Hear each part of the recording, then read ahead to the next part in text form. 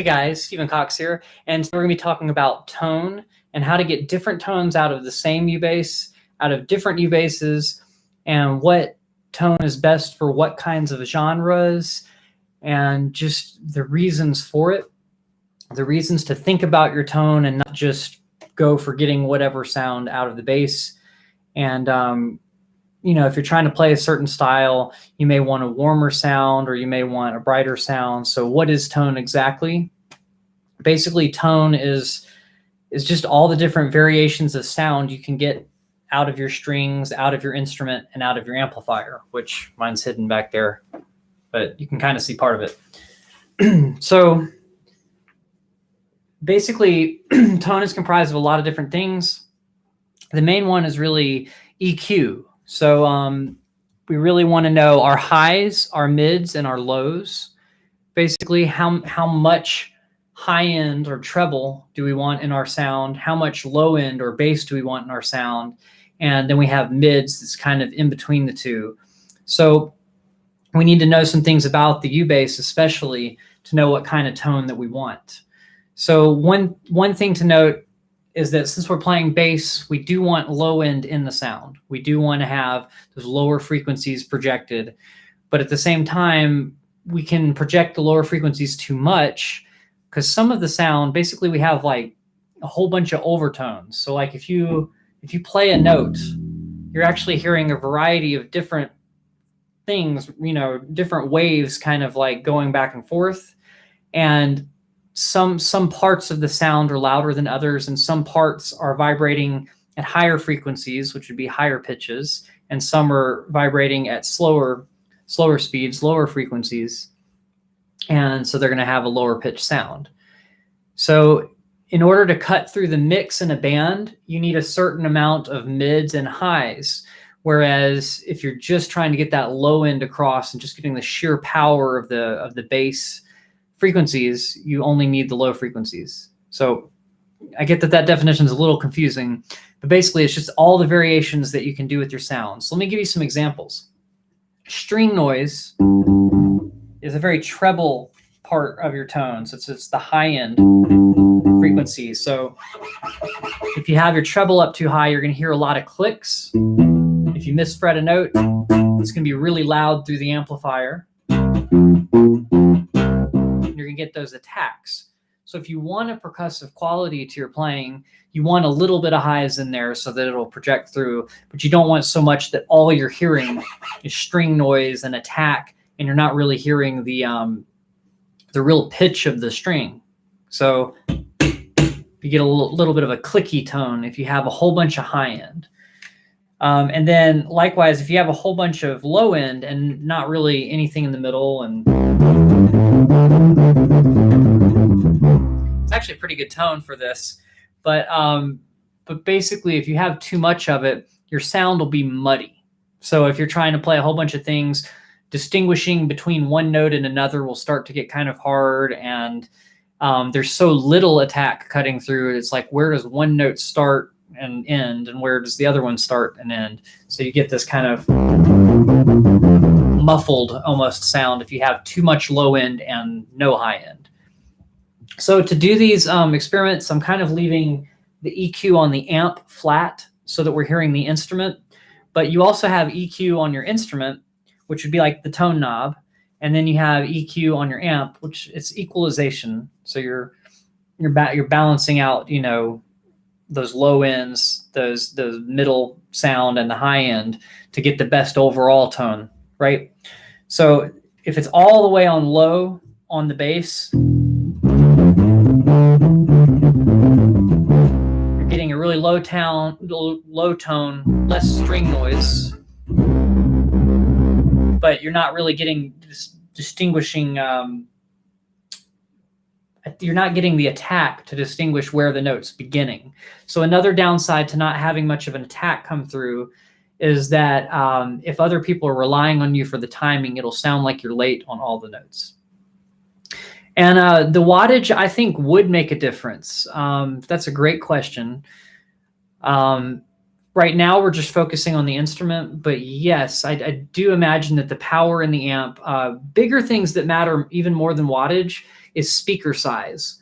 So if you have like a 15-inch speaker, then you're going to get a lot of low end, but the highs and mids aren't going to be represented very well. But if you have a really tiny speaker, or like let's say you have a amp that has a bunch of little tiny speakers, well, it's not going to produce the low end as well as boomy, but it'll represent the highs and mids better.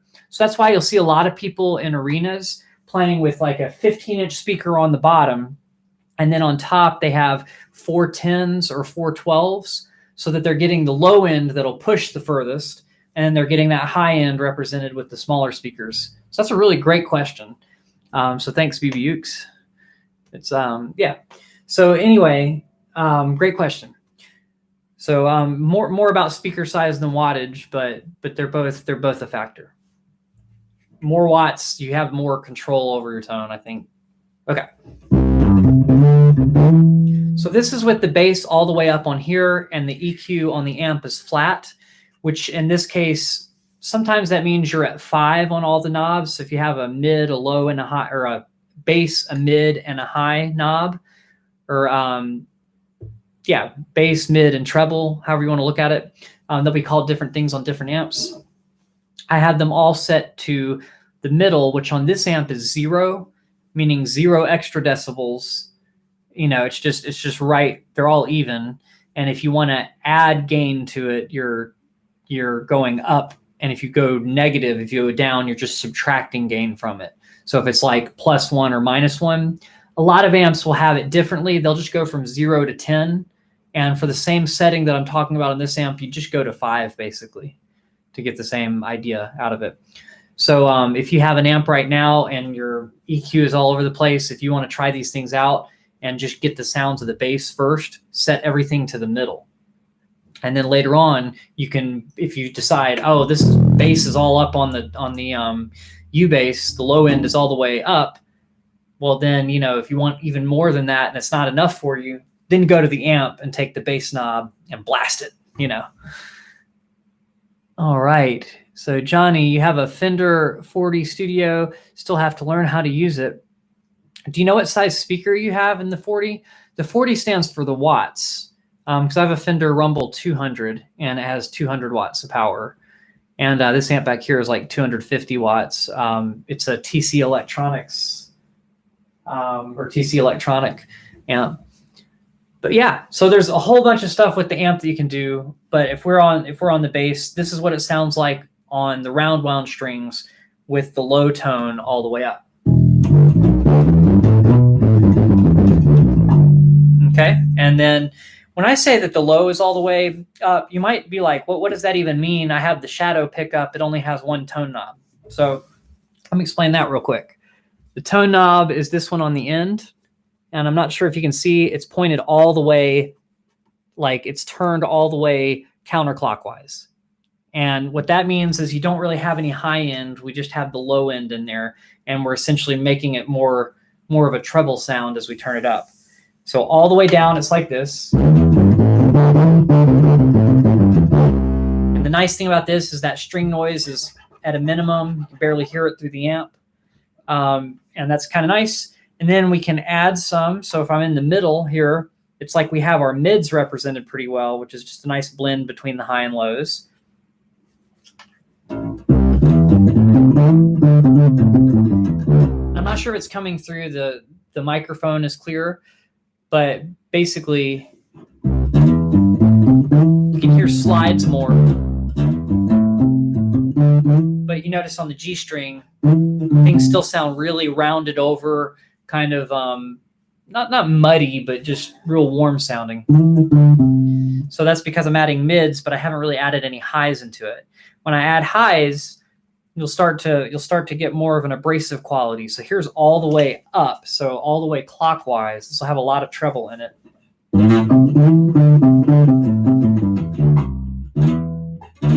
So you hear how loud that slide is. So with the treble all the way up, with the treble in the middle, and with the treble all the way down, you're still hearing the instrument, but through the amp, it's almost It's almost like not even in there, that kind of string noise sound on the frets. All right. Cool. Okay. So good. Yeah. Set them all on 5 to get the idea. And then you could do that on the bass too. If you have the single tone knob, you could just turn it right to the middle. And then that's the same thing as setting the amp flat. So if you want to know what your U bass sounds like, right in the middle. I think that's a good like go-to tone, right? So like if you're in a place and you're like, I don't know if they want really bass heavy or if they want more of an attack yet, because maybe you're not familiar with the different genres. Oh, well, that's not good. That's coming through distorted. I'm glad it sounds kind of cool, but it kind of doesn't get the point across of the tone. Well, hopefully you can still get an idea from this. But honestly, it shouldn't be coming through distorted. If it is, though, it might be that I'm overdriving the mic with the low end of the amp. So if there's too much bass coming through and you're trying to mic something, it might overpower the amp a little, or it might overpower the microphone a little bit. Which right now, I've got y'all coming through a mic, or I've got my voice coming through a mic, and so it's picking up the amp as well. So that might change things a little bit. But thank you for mentioning that. And hello, everybody. Thanks for joining us.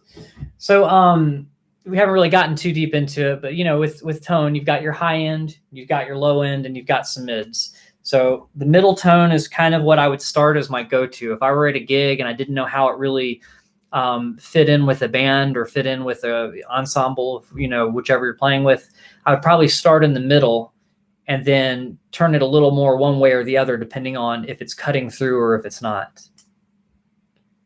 All right. Yeah, I don't have a distortion pedal. There is a gain knob on the amp and a separate volume knob. I'm going to turn the gain down. And what I'll probably do, even though I was trying to give you an idea of the amp being flat on the EQ, I may just decide to, just for today, since we're having this issue, to turn down the bass a little bit. Tell me if it still comes through distorted. Whoops, now it's not coming through at all. All right.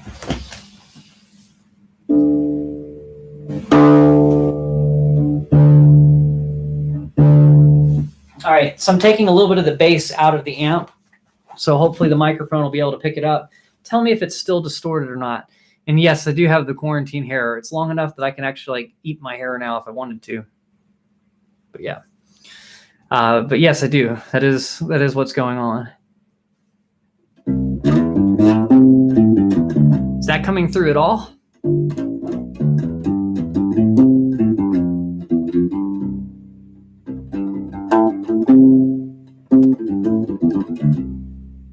Okay, so you're probably hearing more of the bass now than the amp. So this is going to make it a little bit trickier.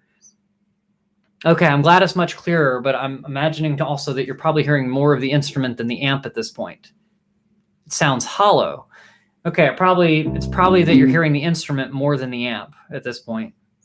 So we'll just have to see. Tell me this. If I play this, and then I add a whole bunch of high end, can you tell the difference in tone?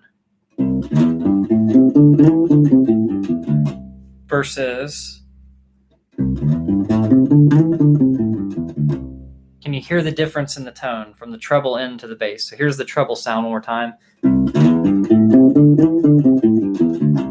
And here's when I put it on the bass side. Right. So I had to turn the amp down a whole bunch. And first was better. Okay, so you can tell the more rounded tone is that bass sound, and then the brighter tone is the other side. So what I may do is maybe I need to move the amp closer and then keep it down to low volume. Right, because the bass will distort the microphone because the microphone is not really designed to handle that much low end. So let's see.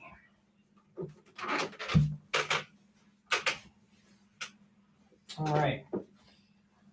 The chair will still be in the way. Maybe we can figure this out anyway.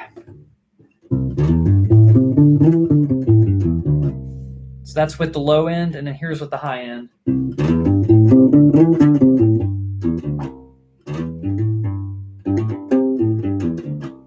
Feedback. I can run it. So what happens is my interface is the Scarlett Solo, and every now and then I run it through. So when you're saying feedback, are you hearing feedback right now?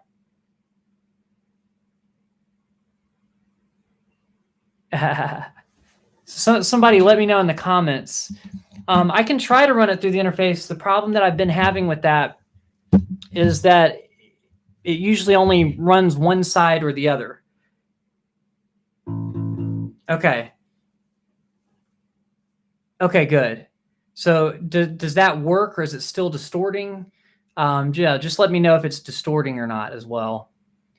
So here we go. That's the treble sound, and this is the low end sound.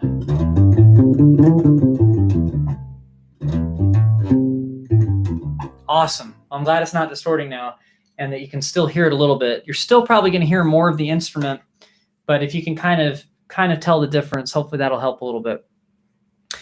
All right. So now that we've got that, there's a lot of things we need to know about tone. So basically, where is it appropriate to have that higher end sound, and where is it appropriate to have that lower end sound? I talked about this briefly on a live stream I did a few weeks ago. But basically, different genres in general call for different styles. Although there'll be some bass players that'll stick to different things. Like they might play a higher end tone than most other people would in their genre, just because that's their signature sound or something. But in general, there are genres where it's more acceptable to have that higher end tone, blaringly high end, almost like abrasive kind of sound, versus having the really low, warm sound and then a whole bunch of in-between things. So it depends on what kind of music you like. So let's start with the genres, right? If you're playing the blues, in general, you want a warmer, rounder tone. So you want to have more bass frequencies and less high end. And the mids, it can vary depending on your bass and depending on what you're doing. But in general, it's all about that low end and a little bit of mids in there. And the high end, you don't want too much high end there. There's no need to really cut through. You want the boomy quality of it. And it's, everything else is kind of distinguished by the drums and the guitar as far as where the notes start and where the notes end. So you really do want a warmer sound. So here's the warmer tone if I were doing a walking bass line. In general, that'll sound better than going.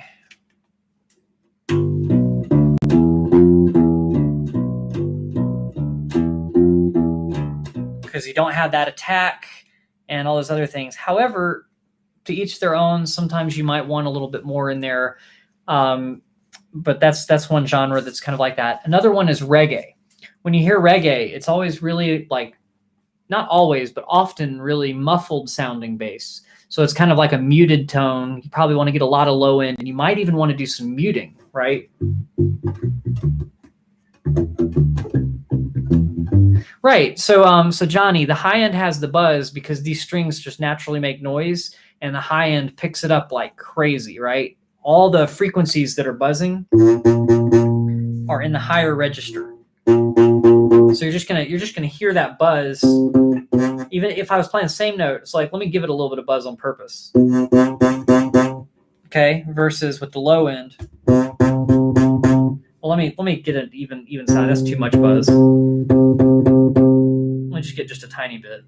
So that's without the high end, and then here's with the high end blasted. It's really hard to tell with the instrument being this close, but the amp will amplify that buzz louder because that's a treble sound. Yep.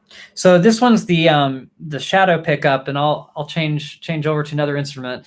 And yes, y'all are gonna laugh. I still have not changed the batteries in all these instruments, so I'm relying on one set of batteries. So you'll have to bear with me when I switch to the different instruments. But yeah, reggae bass and blues, you're gonna want that warmer tone. And then with progressive rock, like let's say you're listening to Yes and Rush and a whole bunch of bands just in that genre, you're probably going to want a lot more high end because the bass will have more melodies. The bass will have a whole bunch of other stuff. So you want high mids. If you have a whole lot of options, you might have more than one mid. You might have high mids and low mids. So you want the high mids and just, a little more highs than normal as well, so that you get that attack of the note as well in there. So if you're playing with a pick, it kind of just naturally happens that you'll have high end. But if you want a really like biting, aggressive tone, then you want to turn the treble up. It doesn't necessarily mean you don't want low end in your sound. It just means you also want a lot of high end. Whereas in those other genres, you probably don't want that much high end, as it'll kind of clash with whatever else is going on in the group. Okay, so then with jazz, it kind of depends on what you're imitating or what decade of jazz you're talking about. Jazz needs a little bit of an attack at the beginning of the note. So you want enough of a higher mid sound to give each note a little bit of an attack, right? If you have too much low, it's just this like woofy kind of note. But if you have a little bit more high end, then you can hear the attack a little bit more. Okay, so I have a video on picking on rubber, but we can talk more about that later. I do have a video on that already. But yeah, so you want different tones, whether you're picking or whether you're playing with your fingers. If you want it to sound more like you're playing with your fingers, but you're a pick player and you really like using a pick all the time, well then cut the treble back, because then you won't hear that attack quite as defined, and it'll sound more like you're playing with your fingers. So that's another thing to keep in mind, and vice versa. If you're imitating someone that plays with a pick and you're playing with your fingers, then just add a little more treble to the mix and maybe hit the strings a little harder so that they get an attack from hitting the frets. Now, it's not really a great idea on the rubber strings, but on the metal strings, you might want to do that a little bit. Now, it's really more of an electric bass kind of tip than a U bass kind of tip. Pick is illegal. All right. Never seen anyone use a pick on bass. A lot of people do. Paul McCartney uses a pick on bass. What's his name? Chris Squire of Yes. A whole bunch of punk rockers use a pick. So there are lots of pick players. But I've seen John Paul Jones do both, just depending on what song he's playing. He'll do either. And a whole bunch of other people. With country, you probably want more of a warm tone for older country, and you might want a little bit of a brighter tone for modern country, or 90s country at least. I'm not sure what they're doing now, but yeah, you have a variety of tone. But if you want that, if you're trying to imitate an upright, you want a warmer tone with less attack, unless you're trying to, if you're doing certain kinds of jazz, you might want to do that. There were certain players in the 70s that had a lot more high end because they had just developed pickups instead of microphones for upright bass. So if you're imitating people like Eddie Gomez from the 70s and, just during all the fusion phase of jazz, they're going to have a lot more high end in the tone. It's going to cut through the mix a lot more when they solo. But it's also going to have a louder attack and a little bit more string noise. But you might like that for the percussive quality of it, depending on that genre or another genre. Blah. Okay, so another thing to note is if your tone is in the middle and you're like, I don't want to turn any knobs and I don't want to do anything like that, can I change my tone with my fingers instead of with the bass? And the answer is yes. Oh yeah, Carol Kay. It's another great example. Okay, so could you get a higher pitch tone versus a lower pitch tone just from where you're playing on the bass? The answer is yes. So if you're playing over the neck, like way up here, and you're plucking here, it's about as warm and rounded as the tone can get. And then playing over the sound hole, well, you know what? In this case, maybe playing over the sound hole is a little bit warmer. I'll let you decide on that. But you get a warmer tone, which is more of a bass-driven tone when you're here. You have less attack on each note and just less definition with each note. So you get a more full sound because the string is just vibrating wider closer to the middle of the string that you hit it. But if you play over by the bridge, you get a brighter sound. So just things to keep in mind. If you're trying to imitate Jocko, Jocko always had his thumb anchored on the bridge pickup rather than the neck pickup. So he was always playing down here. And I say always, there are probably exceptions, but the general sound that he gets is down here. So here's another thing to think about. This doesn't just affect tone. It also affects string tension. So when you play here, you're getting the loosest part of the string, the widest vibrating part. So it's hard to play really, really fast when you're in the middle. But when you're over by the bridge, the string is a little bit tighter right there, so it doesn't wobble as much. And therefore, you can play a little bit faster. And I think that's the reason that Jocko liked playing down here the most, although it does give you a real percussive attack, which is kind of nice as well. All right.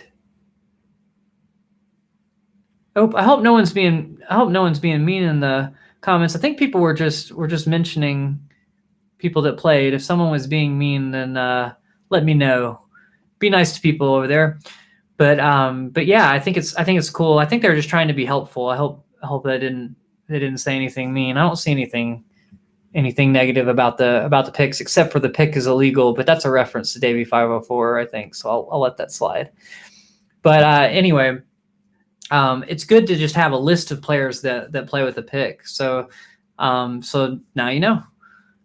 So a lot of those cool players, Paul McCartney. I didn't know that John Deacon did, actually. Anyway. All right. So yeah, I don't think anybody was. So that's cool. So thanks for mentioning a whole bunch of people that use a pick. I think that's some cool stuff. But yeah, we'll keep going. So with metal, it kind of depends on who you're trying to imitate, but a lot of metal players will use a pick. A lot of punk rock players will use a pick. And if they don't use a pick, like let's say you're talking about like Iron Maiden, Steve Harris does not use a pick, but it certainly sounds like he does because he's using 3 fingers. It's really hard to do on U-bass, but on electric bass, it's a little bit easier. And if my action was a little bit lower, you'd hear it a little bit more, but you get more of an attack if you hit the strings hard enough to bounce off the frets, almost like slap bass, but you're doing it with each individual finger hard enough to hear the attack of the notes hitting the strings hitting the frets is what I'm trying to say. There we go. So if you want that kind of abrasive kind of attack, then you may just have to play harder with your hands and hit into the fretboard, but also having a lower action helps to where you don't have to exert quite as much effort in order to get that attack. Cool. So which part you didn't know Jocko played over by the bridge? And well, that's some Geddy Lee. So Geddy Lee likes a brighter tone. He plays really more over here, but it almost sounds like he's playing over by the bridge because of how much high end he has in his sound. Cool. Yeah. So I can't even remember if Lenny is doing a pick or not. You'll have to let me know. Right. And then, yeah, Carol Kay is on everything, like what Beach Boys stuff. She was part of the Wrecking Crew. And I mean, man, she's on everything. I mean, honestly, she's awesome. And she probably uses different thickness of picks for different sounds. You know, her tone is somewhere between what you'd think of as a pick sound and what you'd think of as a finger sound. So I think she does a good job of just finding that happy middle ground where each note is well defined, but it doesn't sound like you're getting too much attack out of like what a pick would normally do. Would you recommend using a preamp pedal with the U-bass? I've read preamp designed for acoustic or double bass can make a huge improvement on the sound. Although I haven't done much with this, I do think that you can get a lot of variety of stuff out of having a preamp. So if you have the right preamp pedal and it has some options on it, you know, yes, I do think that you could probably get some better tones out of it, or just more variety of tones. Maybe not better necessarily, but just way more variety. Like, for instance, you know, this particular bass ukulele, the shadow pickup, it only has the tones that go from bass all the way to treble, but you're not adding different frequencies in the middle. It's like you just have this particular blend or that particular blend. You can't do like this much low end, scoop the mids, and then make the highs really loud, which is something you could do with an EQ pedal. Basically, if you've ever seen like 7-band EQ, instead of like 3 knobs, you've got 7 bands. You could make it do a smiley face and scoop the mids out of it, or you could do the opposite, you know, and make the mids really loud, but the treble and the bass not so loud. So you can do a whole bunch of things just to get the exact amount of attack that you want out of the amp to match what you want with your playing style. So you don't have to like completely redo your playing style, like, you know, playing here or there to get the tone that you want out of the amp. Okay, whole bunch of stuff to mention, just a whole bunch of stuff.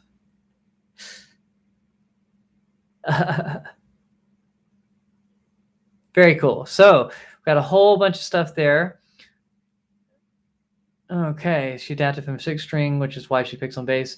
Yeah, I think that was the thing. Like a lot of people that play bass started on guitar or started on ukulele, in this case for U-bass, and switched over because their ensemble needed a bass player, or they just realized they could get more work if they're a professional musician as a bass player, even though they could do both.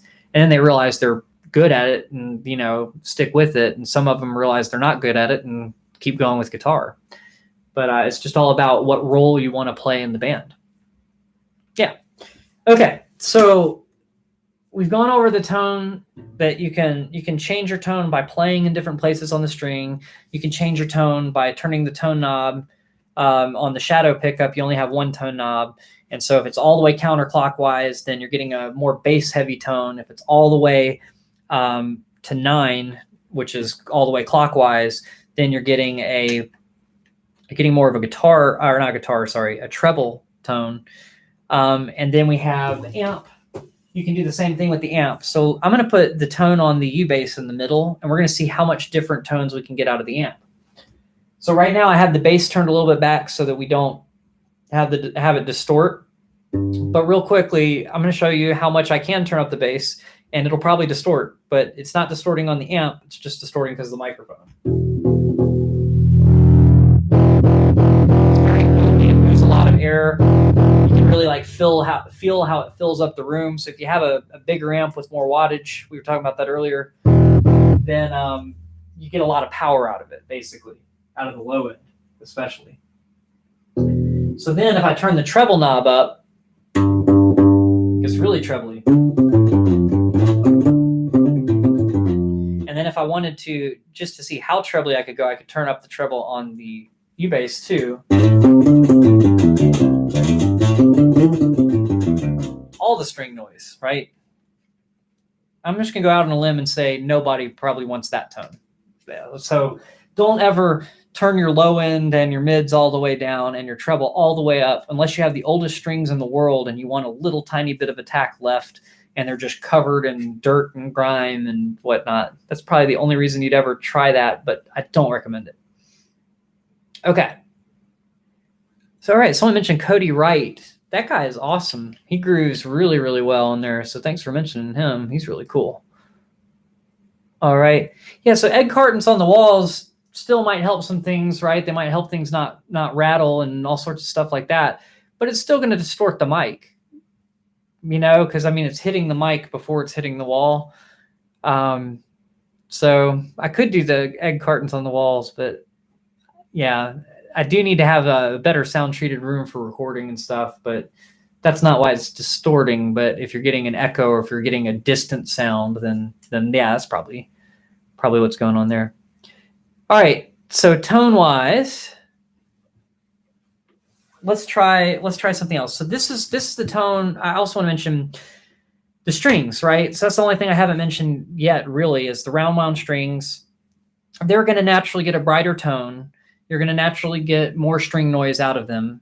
And also the type of pickup that you're using can also have a difference. So if you're using like an electric bass pickup where it's magnetic and it picks up the vibration through the air, you know, like the strings vibrating, there's distance between it and the pickup's picking that up, you'll have less string noise naturally.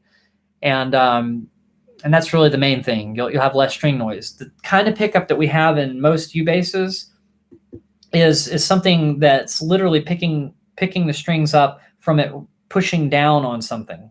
So it's literally picking up the actual vibration through the solid instead of through the air.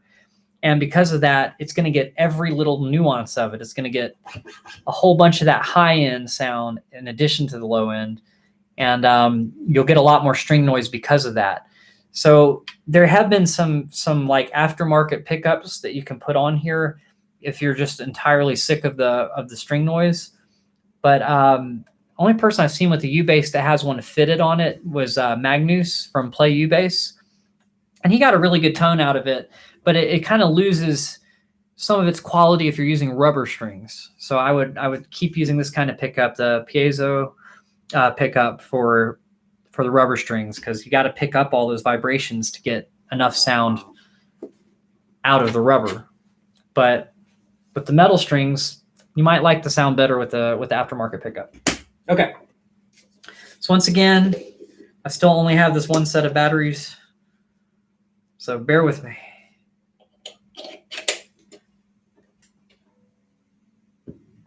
So before I go to rubber strings, why don't we go to the flat wound strings real quick? What is the advantage of the flat wound strings for tone versus the round wound strings? What's the advantage for both of them as far as tone goes? All right, these are dead batteries. Okay. The main difference, let's see if I put that in right. Tuner came on, so it's working. So the main difference between the flat wounds and the round wounds is that there aren't ridges on the strings. So when you slide your hand back and forth, there's so much less noise that way. However, the pickup will still pick up this sound too of your hand sliding back and forth. It's just not going to be quite as abrasive as the sound of moving over ridges, because these strings are smooth, even though they're made of metal. So that's really the big difference. There's not really much other difference, but while I've got it plugged in, let's just hear how it sounds when we do all those different EQ tests. Okay. So right now, with this pickup, we have 3 tone knobs. Whoops, can almost get them on the screen. So we have our treble, middle, and bass. So what I'm going to do for now is I'm going to turn them all the way to the middle, and I want to show you what that looks like. Because if you have this pickup, it might not be super intuitive.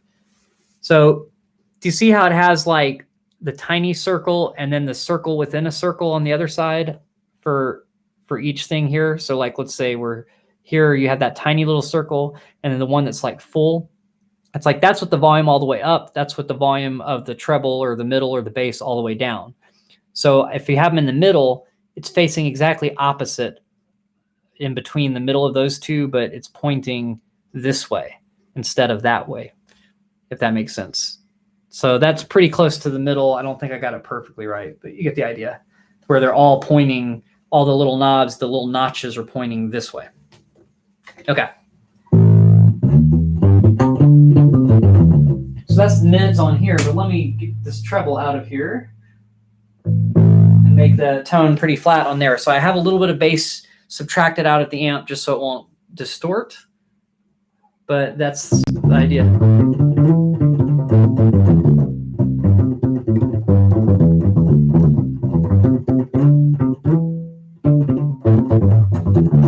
So already this pickup is different than the other pickup.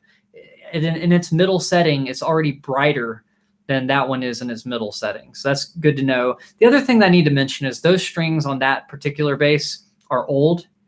The newness and oldness of your strings really has to do with like dirt, you know, like your fingers have skin, the skin flakes off and gets in the strings, and especially on metal strings, it gets in between the ridges, and oils in your skin kind of stick in there too.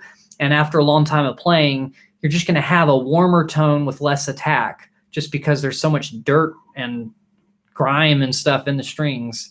No matter, really, even if you clean them, unless you like boil them or, you know, or do something with like alcohol. If you get them to like sit in a certain kind of alcohol, it can get all that dirt and grime out, and they can almost sound new again. I'm not sure if you do that with U-bass strings, though. I know it works with upright bass strings and electric bass strings. But anyway, I've never tried boiling U-bass strings, and I don't think I really want to. I think I just replace them when they get old. I say that, and then that bass has 3-year-old strings. But that might be part of the reason why this has just a naturally brighter tone. It's like punchier when everything's just in the middle. And okay, so it's distorted a little bit. But it's punchier probably because the strings are newer. Okay. But it might also be the pickup just naturally doing that when things are in the middle. So if I boost the bass on this one, it's going to boost it a little bit more than on the other one. So here's what the bass boosted. I can tell it's pushing a lot more air. Like I can feel it a lot more. So it's probably distorting the mic a little bit. But that's what the bass all the way up. If I were to turn the treble and the middle all the way down and have the bass all the way up, it sounds like the sound is coming through a pillow or something. It's so muffled because there's no high end, there's no attack. Okay, so the term of attack is like the click part of the note, right? So like if I have low and mids turned all the way off and I have treble turned all the way up, you hear how it clicks like that? Whoa. Picking up some rattle that's in the bass that you don't hear when I don't have it all the way up either. But you hear like almost like a click to it. And that's a really high-pitched sound. And if you drum on the bass, it'll just sound clickier, right? Whereas if I turn the treble down all the way and turn the bass all the way up, you get more of a thump rather than a click, doing the same exact thing. You get a click with treble, and you get a thump with bass. And hopefully you can tell. It might be kind of hard to tell through the mic because both of them are going to click a little bit when I'm doing that. But that's the attack part of the tone. And it gives you some definition so that people know when you started the note. Because the problem with not having that attack is sometimes the note sounds late, like when you play it, because it's like the bass frequency takes a minute to form, like boom, a minute takes a little bit longer to hit you sometimes. So because of that, the attack will give it a definition of this is when I hit the note, whereas the low end will give it more fullness.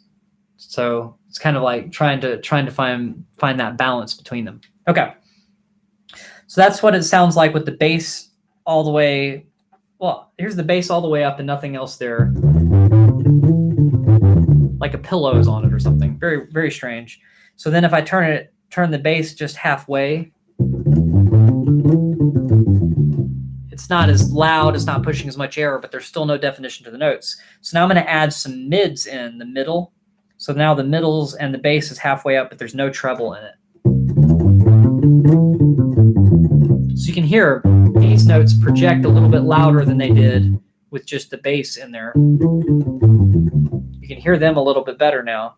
And then if you add the highs, they'll project even louder and you'll get a little bit of string noise. But it also, like, you get the fret noise it's like both the negative fret noise like buzz, but also the good fret noise like a slide. Right? So hopefully that helps a little bit. And high end also helps harmonics project too.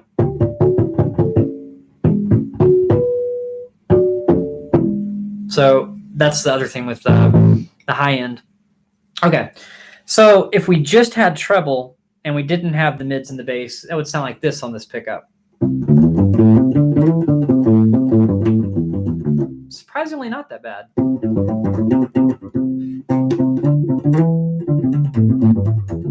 And the reason it's not quite as bad as with the round wound strings is partially because the pickup's a little bit different, but mostly because the flat wound strings don't have those ridges and they just get a smoother tone. There's going to be less fret buzz unless you're really trying to get fret buzz, and you can slide smoothly. So, all those things give the bass. It still has a punchy tone, but it's more round than it's more of a rounded, warm tone than you get on the metal round wounds rather than flat wounds. Okay. A warm, mellow tone, maybe. But it still has some punch to it. And I think that's the pickup that's giving it the punch. So here we go again. The batteries. These battery compartments are really hard to open. So I have the screwdriver part of the Swiss Army knife to just wedge that out. If you ever like break your fingernail trying to do this, just know it's probably better to use something like a flathead screwdriver. Because man, this particular thing, this particular design, it's just hard to get out with your hand. Has anybody else had that issue? Let me know. Like I've bent a fingernail back pretty hard trying to get that out of there with just the fingernail. All right. So now we go to the rubber strings, but we're still talking about the same thing with tone. I think I have this in upside down. Let's see if the battery comes on. Yeah. Okay. Technical difficulties when you put the batteries in the wrong way. So when you have this kind of pickup, you notice the little tab right here. The tab will be with the positive side of the batteries. If that helps you to not put them in backwards, maybe that'll help you remember so that you never make the mistake I just made. Devastating mistake. Just kidding. All right.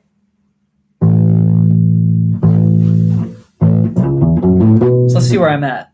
So right now, things are almost in the middle. I had a slightly different tone than that. So here's everything in the middle.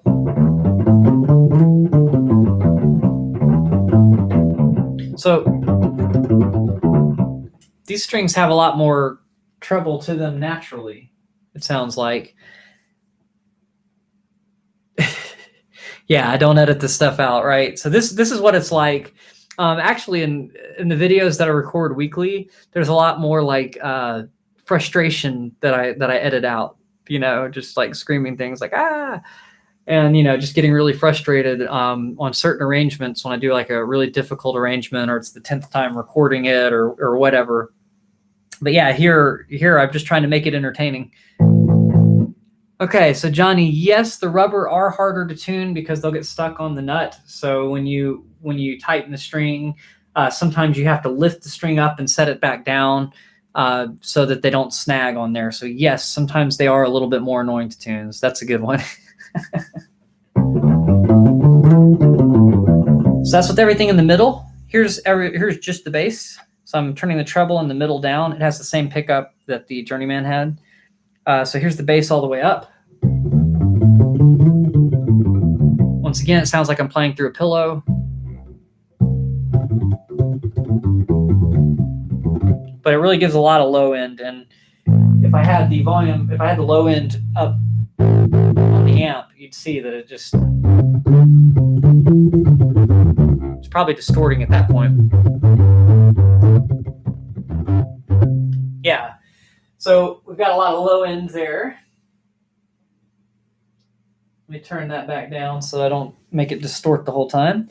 So now I'm going to do the high end only. So this is with the mids down and the bass down, but the treble is all the way up. How much string noise will we get?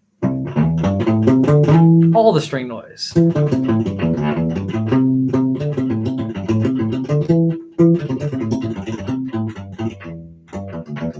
So it's very clicky, a lot of attack. And really thin sounding, right? Ugh. Okay. Not a great tone.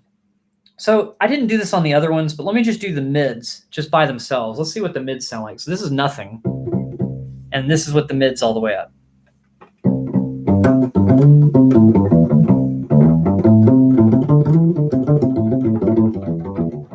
So the cool thing about this is like you can tell it's not where all of your attack is, but some of your buzz noise is in the mids. But most of the attack is in the highs. So this has less of an attack or less string noise. It still has a decent amount of attack, but not like the treble, right?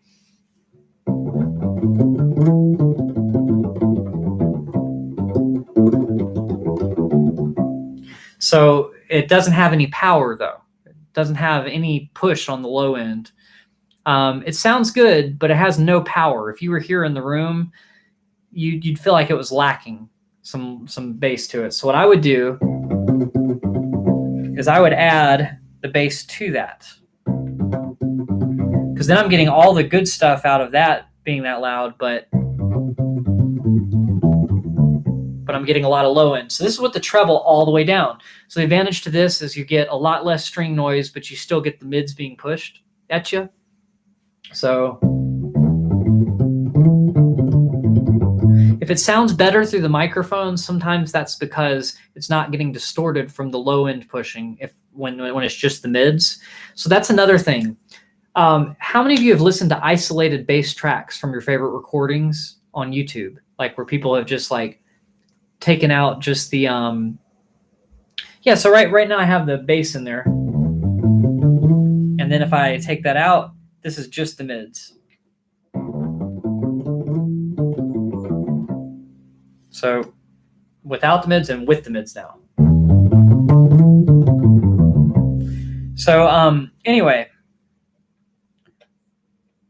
yeah, when you hear your favorite recording, you might isolate the bass tone and be like, oh, this bass sounds like garbage, right? When you listen to it by itself, there's a lot of attack. There's, it's very thin sounding in some ways, and then it's just a really weird tone.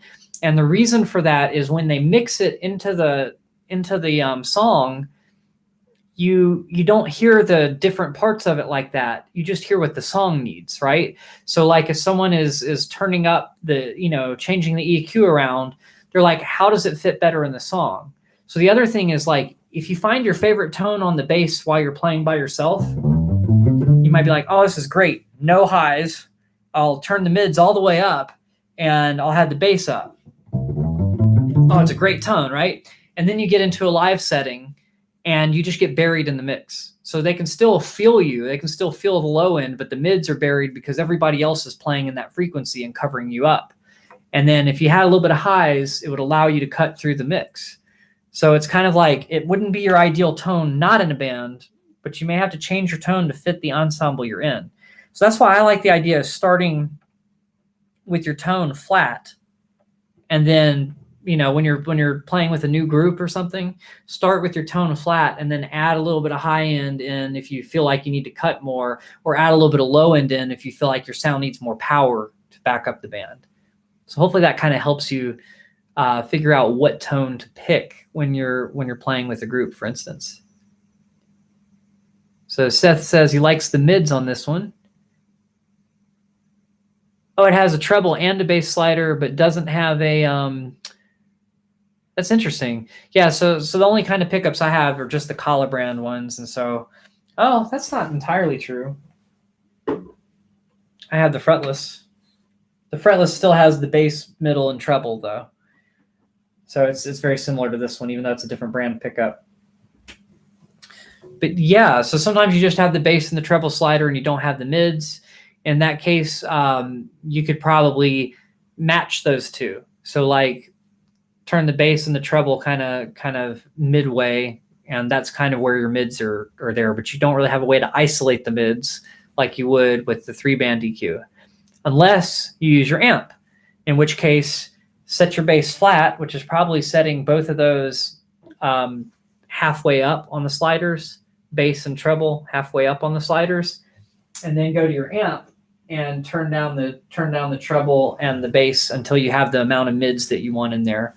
So that's another way to get that out of a bass that doesn't have that. And for the argument for a preamp, if you have a preamp that has some EQ options on it, that would be a good call on that as well. But really, the main thing with the preamp, or an EQ pedal even, but the main thing with the preamp is just that you're getting a boosted signal. And honestly, all of these things have preamps in them, so you're really running a preamp into a preamp. So just kind of know that as well. Yes, so I have 4 total, right? So 3 Kalas and 1 Muso thing. Like now they sell them and they don't even have this sticker on them, so I don't understand. This is like Jacques, but I bought it on an Amazon store that was MUSOO. And I've seen other people get the same one, and it does not have a sticker on top. It's just, boom, an empty headstock. So that's an interesting thing. Oh, And I do need to get one with one of the solid body U basses. That's a good call. Oh, are you talking about the tone? I believe it has 3 knobs, right? If one of them is a volume knob, which I'm not sure if it is, you can tell basically if you turn it up and down and the volume goes completely off and completely on. It's sad that I don't know this. Does it have 3 knobs or 2 knobs? Because if it has 3, one's a volume knob and 2 of them are tone knobs. Okay. Some basses only have 2 knobs, and if they only had 2 knobs, it would probably just be for bass and treble in the case of this kind of pickup. But yeah, if yours has 3 knobs, then you have volume, bass, and treble, most likely.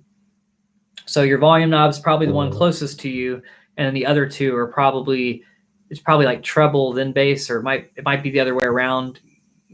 So one of them's a volume knob, most likely, and then the other 2 are treble and bass. So what you could do is, see which one gives you more power and see which one gives you more of an attack. So turn them both all the way off and then add one in and play and be like, okay, that's a more powerful, muddy sounding, muffled tone. That must be the bass. And then turn it all the way off and double check to make sure the other one's giving you more of an attack. And then you'll know what to do. Basically turn them up to the middle, or turn them all the way up depending. And if it's hard for you to figure out what the middle is there, just turn it all the way up, turn it all the way down, and then figure out how much range that is, and then turn it right to the middle. But if you have a little dot on there, you can figure it out pretty easily. All right. Well, thanks for hanging in here. Sorry you're getting a headache. Have a good one. Is it Navix Music Covers? Very cool. Thanks for tuning in all the time. I appreciate seeing you here. Okay. So yeah, so I would treat it the same way that I'm treating these. If you don't have the mids, yeah, just back the treble off, like I would say not all the way, but a little less than halfway, and then have your bass up more. That's probably what I would do to get a good tone out of that.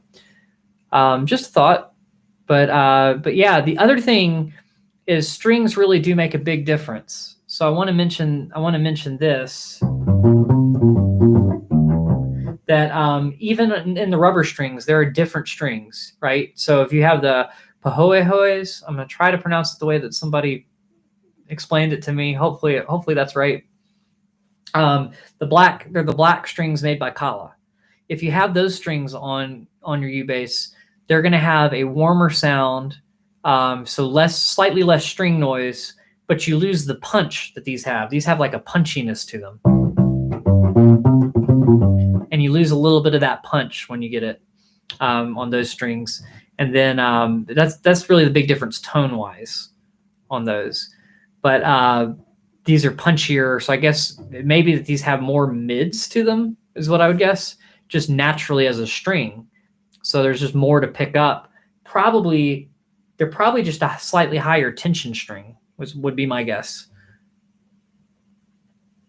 Okay. Do you recommend a bass amp for a Kala U bass, or can you use a guitar amp? Basically is what I think you're saying. Okay. So if you're using a guitar amp, John, there's enough low end on the bass amp to damage the speaker on some guitar amps. So in general, you would not want to blast the bass knob on your U-bass through a guitar amp, because it might mess up the amp, really. Probably not too much, but yeah, I would leave the EQ on the instrument of the bass frequency. I would keep that down as much as possible, because going through a guitar amp, it could hurt it. And because of that, it's not going to support the low end as well, right? So it's better to have a bass amp. If you have a bass amp, I highly recommend it. And if you're playing through a guitar amp out of necessity, meaning that's the only amp you have right now and you don't have the funds to get a bass amp, then yeah, you're gonna want to turn the bass on the instrument down and just suffer through having a not as nice tone so that you don't hurt the amp.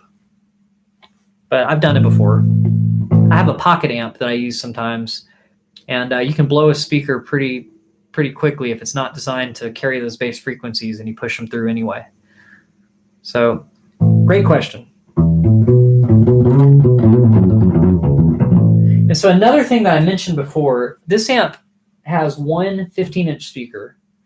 Other amps that you can get will have two 12-inch speakers and two 10-inch speakers, and you get different things there.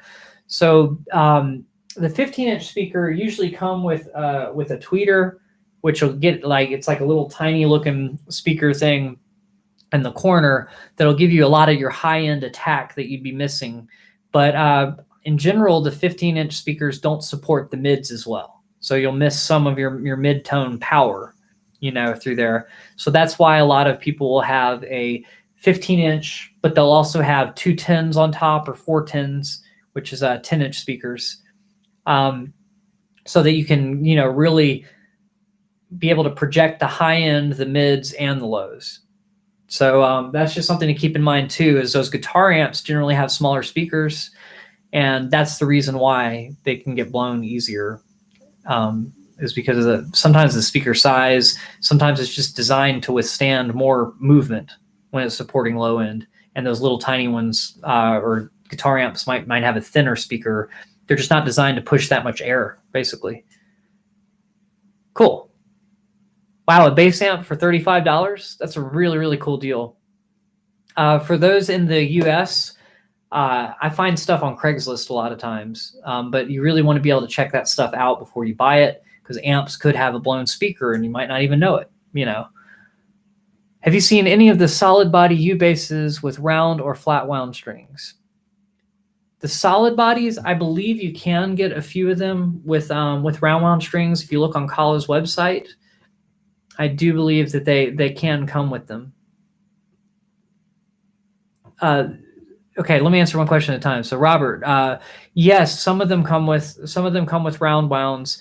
They don't really recommend you put the flat wounds on it. I don't know if it might be something about the way they have the bridge designed that they feel like the flat wounds just have a little bit more tension than the other kinds of strings. And I think they recommend you not put them on there because they're afraid it'll hurt the bridge. But honestly, I know some people that have and have been fine with it. It's just kind of like it might be hit or miss over time. It might actually mess up the bridge. So just something to keep in mind. So I have seen solid bodies with the round wounds. Okay, and yeah, and so I'm just gonna call you Charlie. Charlie tried the flats and was afraid he was hurting the bridge. So just to give you another idea there, yeah, sometimes it might. So I would rather not do it on like the California ones and have to get a new bridge and go through all that just because of that. But honestly, I do want to get a what's it called? A Koa fretless with flat wound strings, but I would be worried about hurting it in the same way. Okay, and so Johnny says the 15 is what? So this amp is a TC Electronic. I have a 15-inch Fender Rumble 200 that I use for gigs a lot of times. I just got this, basically. This was a used amp that a friend of mine was getting rid of, so I went ahead and got that one. But the Fender one's really good too, and they're both lightweight. So these are the amps that are like easier to pick up. Honestly, I don't want to. They're not that light, but they're lighter than most traditional bass amps. But yeah, so the 15 is 15-inch speaker. So this one is a TC Electronics, but the Fender one's really good too. And wattage matters too. It's not just the speaker. Sometimes it's the wattage of the amp too, as we talked about earlier. So does anybody have any other questions about tones specifically?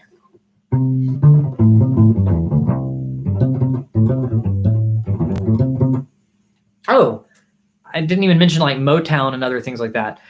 And how can you get some of the tones that you get out of the rubber strings on the round wound strings? Because I know a lot of times people get a bass with round wound strings and they're just not really happy with that. It doesn't sound like an upright bass, or that it doesn't have that U-bass quality that they like. Well, one thing that you could do, and I should probably set this down. I'm not going to change the batteries right now. But basically, if you were to put the back of your hand, the palm of your hand over here, you could mute the strings. Some people put like a piece of sponge underneath the strings, and it just touches the strings lightly right next to the bridge, just pretty close to the bridge, and that'll give you a muted tone. Right? And that muted tone will sound a little bit more like an upright bass through an amp. So I may have to change the batteries around to give you the idea. But all right, let's go ahead and do that. Boom, break all the E basses. All right. Move this aside. And this is why you buy batteries in bulk. So this is palm muting. This is the idea of palm muting. But if you don't want to actually be muting all the time, then you could get a piece of sponge to do that for you.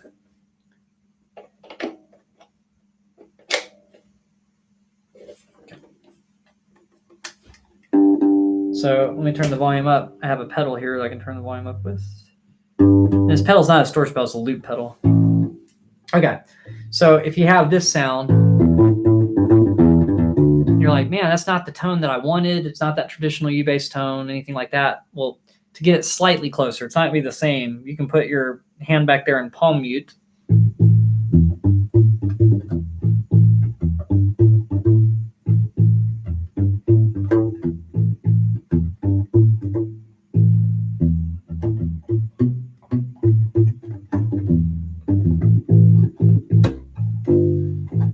So you get more of that tone, and that sounds a little bit more like the Motown sound. And the idea with the Motown sound was trying to get it to sound more like an upright bass.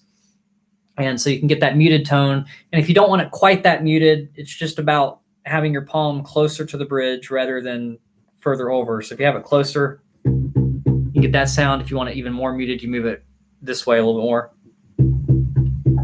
And eventually it gets so muted that it starts just sounding like a percussive thump. So you just move back until you get the sound you want. Just keep moving your hand closer to the bridge until you get the sound you want. And then if you don't want it muted at all, it sounds like that.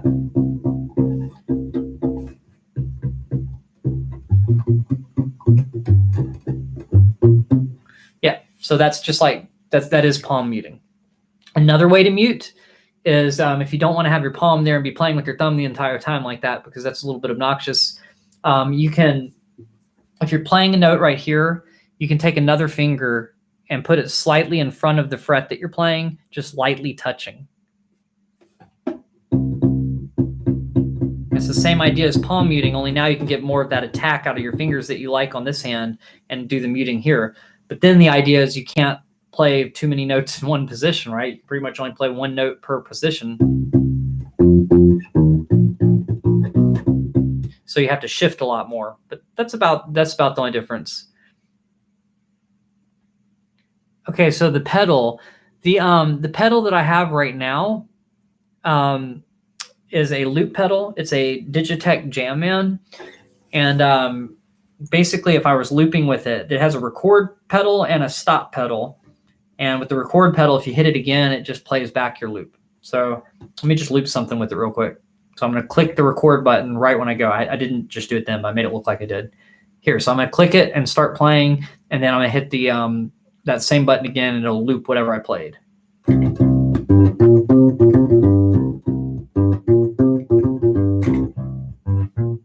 So then I've got that playing back, and I can add something else to it. Let's see, what can I add to it?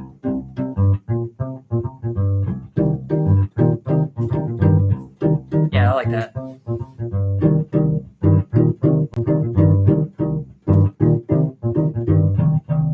Now I can add a drum beat if I wanted to. And I mess around with the tone when I do this, right?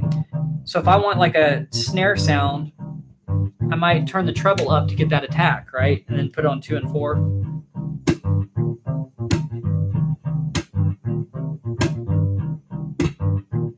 And then I'll turn it the other way if I want a bass drum sound, and I'll thump on maybe the E string.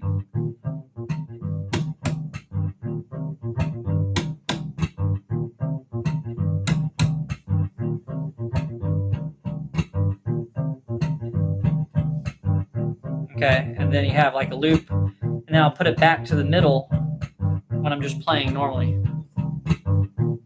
But I don't want to loop anymore, so I'm going to hit the play button one more time. so it's not still recording. Okay, so to me that's not projecting enough, so I'm going to change my tone to where there's a little more high end to get it to cut through.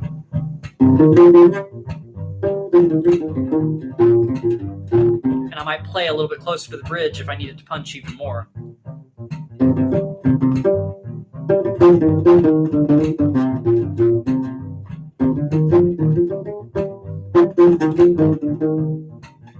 So that's something to kind of keep in mind when you're looping, is just that you may want to change the EQ as you loop the bass part. You may want to get the treble out of there so it doesn't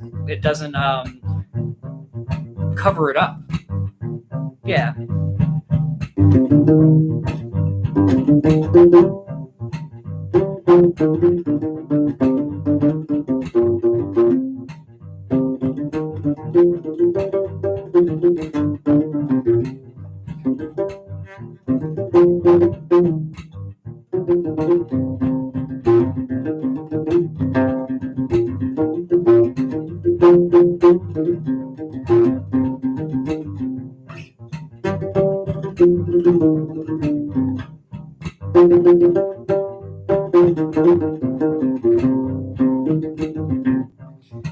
Cool. So y'all get the idea on that. And so if I were to make a different, I want to make a different loop now so that you can hear what it's like when I do a lot of the things I talked about. So I'm going to mute for the bass line so that it's a little quieter than the rest rather than being just as loud, so that when I go to loop the higher part, they don't clash as much. So I'm going to palm mute back here. And I'm going to do that. So I'm going to loop that real quick.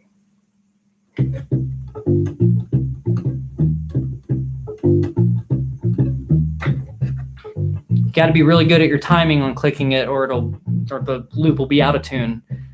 So I'm going to do the same thing with the drum beat. Although sometimes what I'll do is I'll pop instead, because a pop automatically has more of an attack. And then that way I don't really need to like have two different tones, and I can do the drum beat at one time.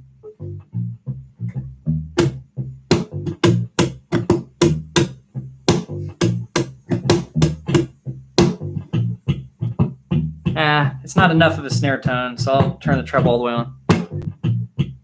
Give it a little extra boost. So now it has more of an attack to it. All right, what else do we need? We need a chordal sound, right? So I had that. I'm probably going to do the same thing I did last time, but maybe I'll just hold the notes out. So I'm still going to keep fairly treble since I'm playing up high on the neck. I want the high end to ring out a little bit more. So here we go.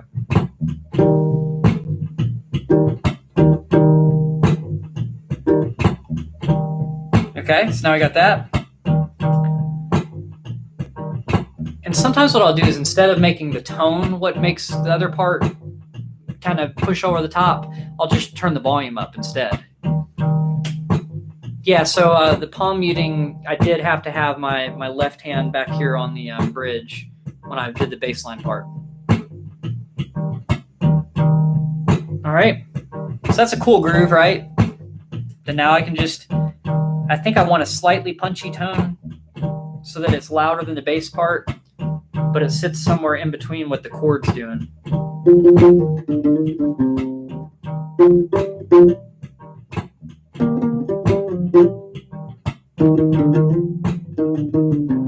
And if I decide that chord, I accidentally chorded it a little bit too loud, I might boost the volume instead of the tone, so the melody will sit on top of that.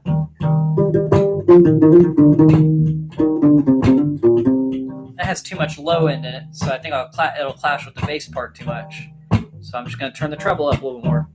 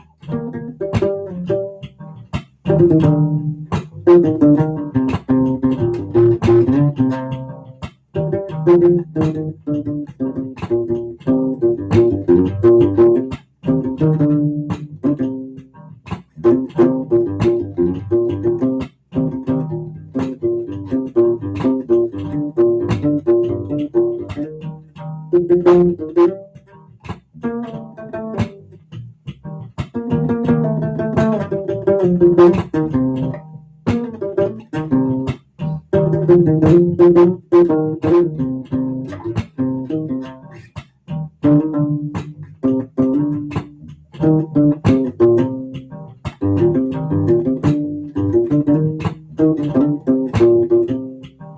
a lot of people, Kevin, have a lot of different opinions on what works best to get your hands to not stick with the rubber strings. There was a video made by somebody. It was a lady. I'm trying to remember her name, but she was talking about all the different things, and she tried a whole bunch of them on camera just to give you like some options. And one thing she tried was dipping her fingers in water. I feel like that's a terrible idea just because you're going to get water on your bass. So I would not dip your fingers in water. I've heard of people using like, chalk from like a pool table. Like you get a little bit of chalk on your hands. You just probably want to clean it off your strings when you're done playing. Just think obvious things like that. So, I've thought about doing that, but I don't want my skin to dry out that much, so I haven't used that. As far as other things to get the strings to stick less, I mean, wiping your hands constantly, because most of the time the reason that the strings stick is one of two things. It's either that you have a lot of oils on your fingertips, or it's that you're in a humid environment, or a combination of both. So just figuring out how to keep your hands dry is kind of a good thing. But yeah, I mean, those are really the ideas. What about baby powder? Maybe. I think someone did mention that they use baby powder. So just anything that's kind of intended to dry the oils on your hand will probably work. And I wouldn't worry about it hurting the strings too much. See, to me, bow rosin might make it worse. For me, bow rosin, for bass at least, if you use bass rosin, to me that makes my hands stick to the strings on the bass. So I tend to think that that'll do the opposite because it's just a sticky substance. But you could try all sorts of things, but to me that would probably make it worse. But I'm not sure. I've never tried it. So those are the options. Then the other option is to replace them with a type of string that's just known to be less sticky. The pahoehoes are less sticky than the Thunderguts. Sorry, these aren't the Thunderguts. These are the Thunderguts. But they're known to be a little bit less sticky. And then the Thunder Reds are another option that I keep hearing people talk about being less sticky. So try the Thunder Reds, try the pahoehoes, or however you pronounce them, and that's kind of the idea. But the Thunderguts are a little sticky, and just something to keep in mind. So chalk from like a pool table, like the kind that people put on their hands, not the part that they put on the tip of the cue, although it's probably similar. But that's what I would do. Right. So Dan, I noticed that when I did my comparison with the round wound strings, my friend let me borrow his exotic mahogany bass so that I had a direct comparison between this U bass and his. And I noticed that his weren't as sticky when I got my Wanderer, and I'm like, whoa, these are a lot stickier. So to me, the pahoehoe strings, and then I've heard the same about the Thunder Reds, that they have some sort of like copper in them or something, and they don't stick to your fingers quite as much either. The downside of both those strings is I think they wear out quicker. So the Thunderguts are punchier. The Thunderguts would probably last longer. But if you're, it's $30 for a pack of strings or something, up to you. If it were upright bass, and you're trying to figure out which strings to use, upright bass strings are like $200 for the cheaper ones. So, for a little bit of perspective, like if you have to spend $30 to change your strings out because they get old after a year or two or something, not a big deal. Like I said, these have been on here for 3 years, which is insane to me. I should probably change them. And I actually have a set of strings I could change them to because I replaced the round wounds on, the Journeyman with the flat wounds. So I have round wounds left over from that. So I'm thinking about putting those on there. But this is what 3-year-old U-bass strings sound like. So they're a little bit more dead. There's a little less string noise than they would have been when they were new.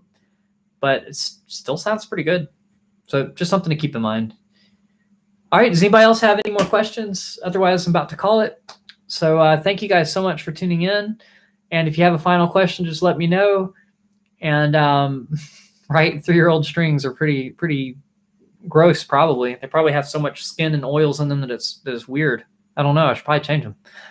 But thank y'all so much for tuning in. And I will see you guys next week on Tuesday, and then again with a live stream on Thursday. All right. Take care. I'll see you guys next time. Have a great night and weekend.